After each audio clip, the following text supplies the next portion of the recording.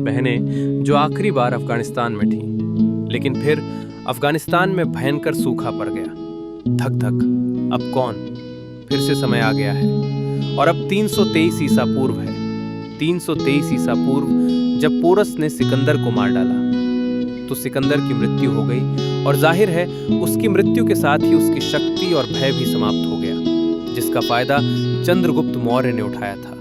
मौर्य जिसने सत्ता स्थापित की थी, लेकिन फिर उसकी भी मृत्यु हो गई। लेकिन मरने से पहले उसने अफगानिस्तान और आधे भारत के क्षेत्रों पर कब्जा कर लिया था, इसीलिए वो अच्छा था। लेकिन क्या आप जानते हैं कि महान कौन था? अशोक। संक्षेप में लगभग पूरे अखंड भारत पर। साथ ही उसने राजनीतिक एकता स्थापित की, आंतरिक शांति स्थापित की और रेशम और वस्त्रों में भारतीय व्यापार का विस्तार किया, पैसे बढ़ाने के लिए, लोगों को समृद्ध बनाने के लिए। युद्ध महान था। राजा, 1 मिनट रुकिए। यदि वो महान थे तो मौर्य साम्राज्य का पतन उन्होंने कलिंग युद्ध में भाग लिया, जहां उन्हें जीत भी मिली। लेकिन इसकी कीमत क्या थी? 1 लाख मौतें और 1 लाख निर्वासन।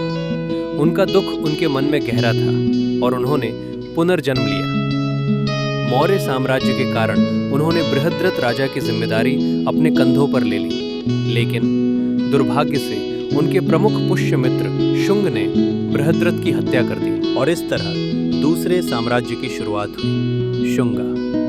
लेकिन फिर उनका भी अंत हो गया। फिर जिसने उन्हें मारा था और जो मर गया था, उसका पुत्र अग्निमित्र आया। अग्निमित्र ने न केवल अपनी सीमाओं का विस्तार किया, बल्कि मथुरा कला शैली को भी एक विदेशी पहचान दिलाई, जिससे निश्चित रूप से धन की प्राप्ति हुई। लेकिन उनकी मृत्यु के बाद उनका भी अंत हो गया और फिर उनके पुत्र देवभूति ने